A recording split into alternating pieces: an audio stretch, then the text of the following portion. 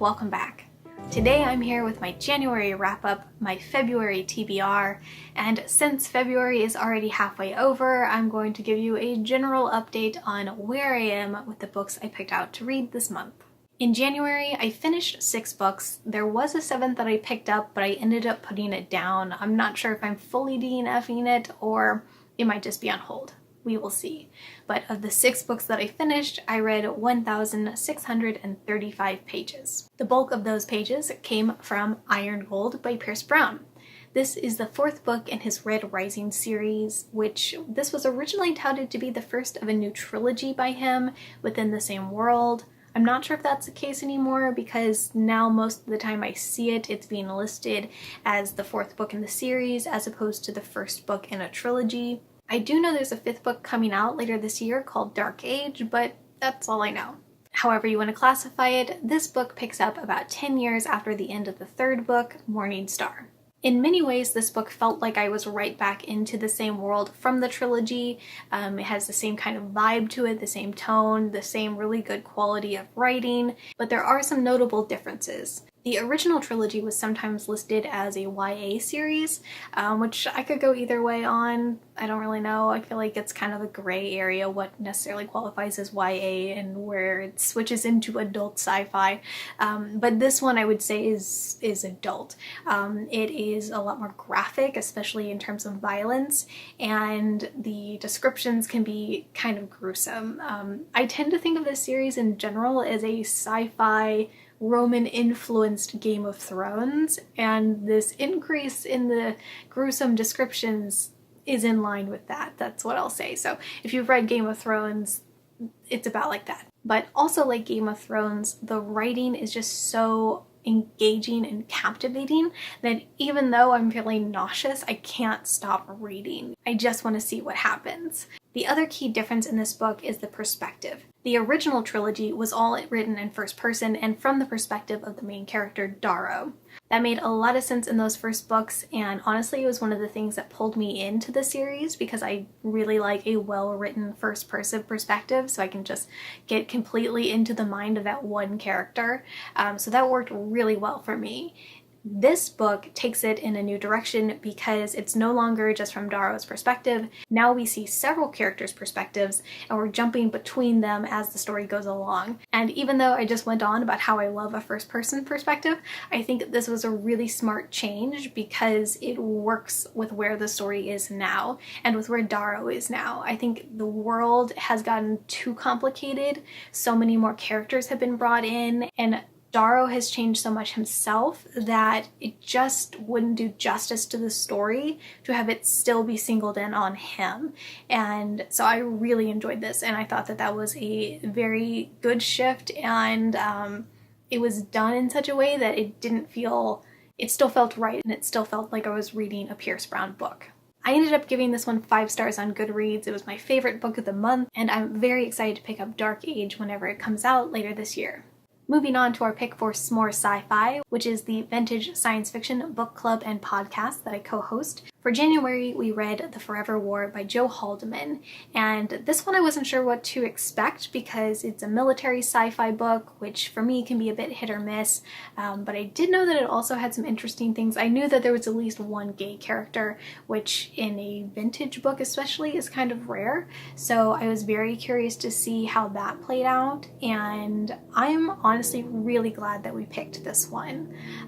So Joe Haldeman is a physicist who was drafted into the Vietnam War, and you can see so much of this book is directly impacted by that experience, by his life in general, and I think that definitely brought more to the main character. Like you could feel the things that he was going through because it was coming directly from Haldeman's experiences. Not knowing much about combat situations, I can't speak to this much, but I have to imagine that his time in Vietnam lent some credibility to the military scenes and tactics and such that they went over. His background in physics was definitely implemented because there was this whole thing throughout the book where they had these collapsed stars and they would sort of jump through them, and there was this whole relativistic time situation going on where 100 years would pass or 200 years would pass, and for them it was like 5 minutes, so they weren't aging even though society and human civilization was.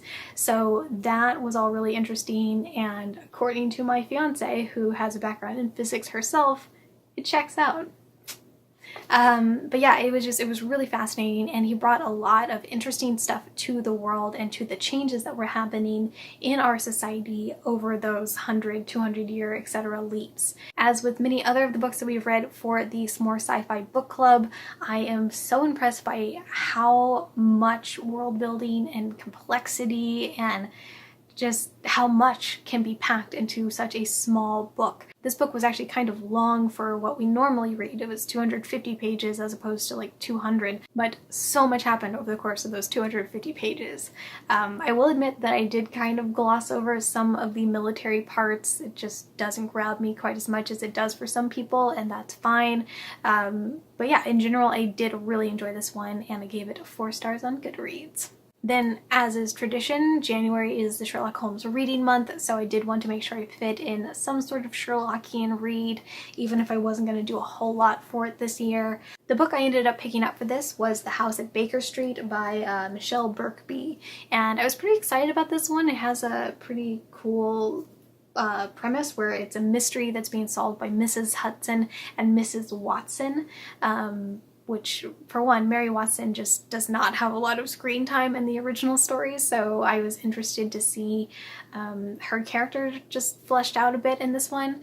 But I just had a hard time getting into this, and I was doing a buddy read on it with Frankie from Frankie Reads, and she had the same situation going where it just wasn't quite... I felt like the writing was actually good, but the structure was off. There were a lot of jumps to flashbacks, then flash forwards, and just things kind of getting mixed up and not really making a lot of sense. I kept getting pulled out of the story to try and realize, like, where are we in time? What's going on? And then just as a side note, in this book, Mrs. Hudson's first name is Martha, which I looked up, and apparently that's kind of like considered her name in a lot of the general like Sherlockian studies. But in the Mary Russell series, her name is Clara, and now to me she's Clara. So I'm like, I don't know who this Martha lady is, but that's not Mrs. Hudson.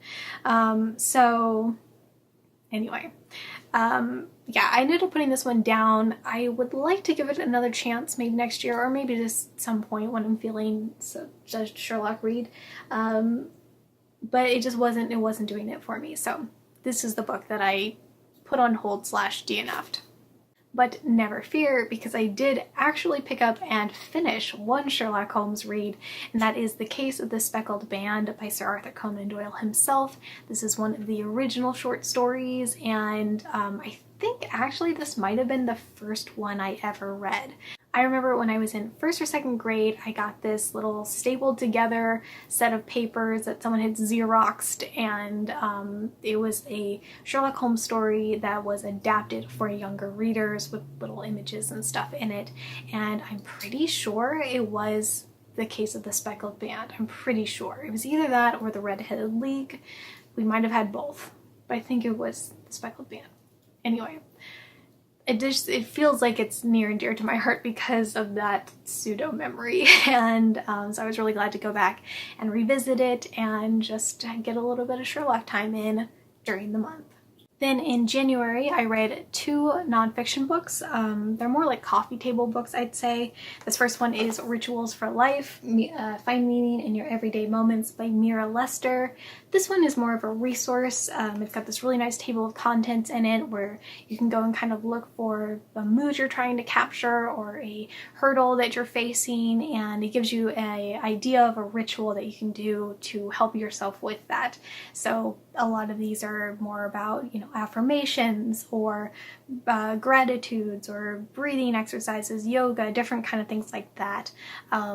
So yeah, I think it was really helpful. I enjoyed reading through it. I thought it kind of inspired me to think of new rituals that I can do in my everyday life. Some of these don't necessarily fit with me and the way my brain works, but it's definitely a good source of inspiration to come up with your own. So for that, I really enjoyed it. Yeah, I think it was pretty good. As far as ratings go, I would give it like a 3.5 to 4 stars. The other nonfiction book I picked up was Guru by RuPaul, which I was really excited for, and it just didn't quite meet my expectations. This was touted a bit as like a self-help book from RuPaul, but it was more like this, where it's awesome, beautiful photos and quotes, but it wasn't as much of a resource. It was more of a fun book to have on your coffee table and flip through and get like makeup tips and stuff, which is fine. It was still enjoyable and I had a good little evening time reading through it, but yeah, it's not quite a self-help book. And the final book that I read in January was Volume 5 of Sunstone, which is a graphic novel, definitely NSFW, y'all. It's some mature stuff in here. I wouldn't quite call it erotica because I think there's much more of a focus on the relationship and the characters and their individual stories, but there's definitely pure erotica moments in this series. It's a really lovely story. It's actually really heartwarming and touching. The main relationship is between two gay ladies, which I'm obviously all about, and the artwork in this is just breathtakingly beautiful. That's just really one of the things that I hear most in reviews about this series is the gorgeous, gorgeous artwork. Yeah, it's a good series. I think this is the final volume of this story. I think there's maybe some spin-offs, but I thought this one wrapped it up in a cute way and I enjoyed it.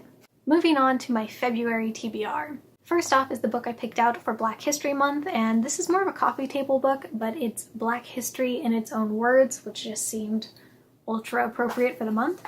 And this is a it's got a cool style to it where on one side of each page there is artwork of a particular person, and then there's a little bio about them on the other side. There were a lot of people in this book that I knew, that I'd heard about. There were a lot of other people that I'd never heard about and that I was super intrigued by. And on each piece of artwork there is a quote from that person, and the bio tells you where that quote is from, which I thought was also a really nice resource because it has now inspired me to go and read some other things that are either written by or about those people. And for example, kind of interesting that I opened it to this because this particular quote and this particular page inspired me to pick up the narrative of Sojourner Truth, a Northern Slave, which just seems like something that everyone should read at some point because I'd never read that, but that seems like an important thing to read. So the second book that I actually finished this month is the narrative of Sojourner Truth. This book was only about 80 pages long, but it was still kind of difficult to get through.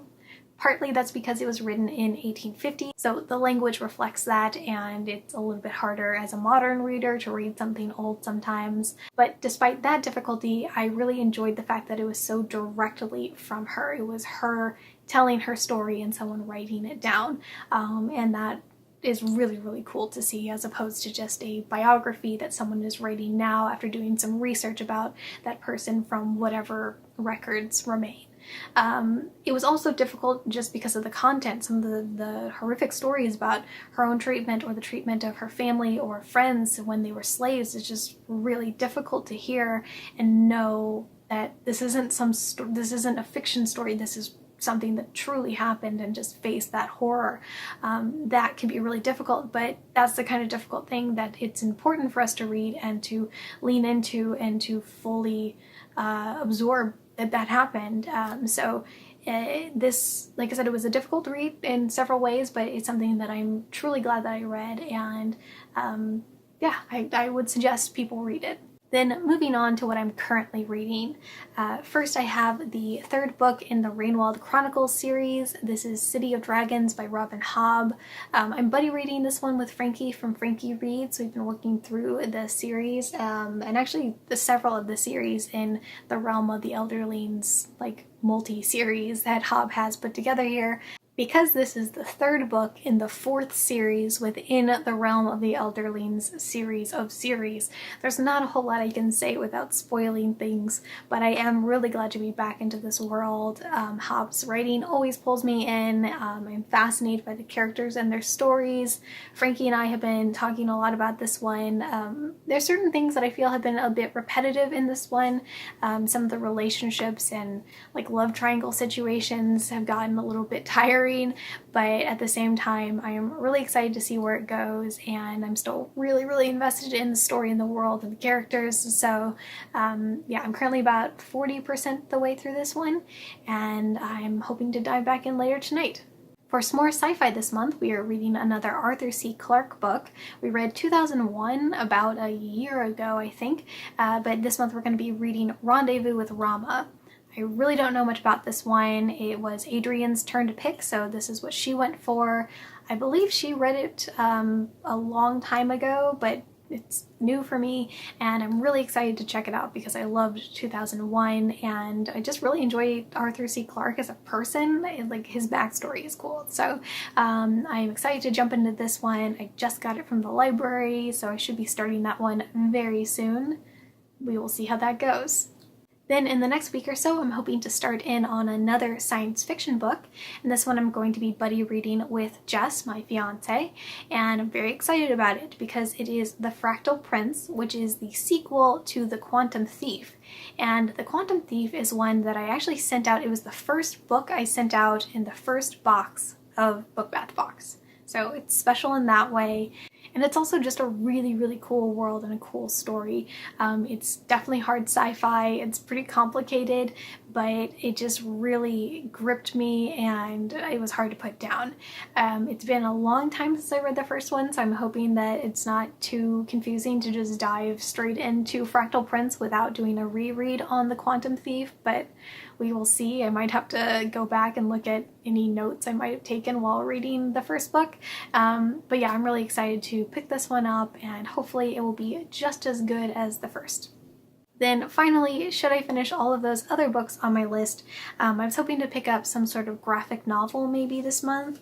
So I'm kind of debating between two. This first one isn't technically just a graphic novel, but it is The Secret Loves of Geek Girls.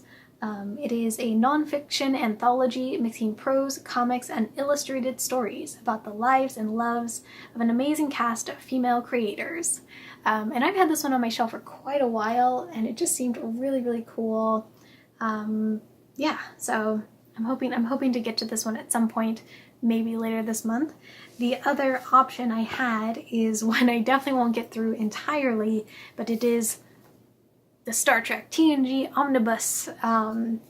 Yeah, it's a lot in here. It is a little chunky guy here, but I'm very excited at diving into this one at some point because it's another one that I just haven't ever picked up, even though it's been on my shelf for quite a while, and I'm a huge fan of TNG. It is like my childhood and my everything, so we will see. Anyway, that wraps up my giant reading update. Let me know down in the comments what you all have been up to lately. What have you been reading? Have you read any of the books I mentioned, and what do you think about them? Let me know. Thank you all so much for watching. Please like this video if you enjoyed it, and subscribe if you'd like to see more. I hope you all are having a fabulous week so far, and I'll talk to you soon. Bye!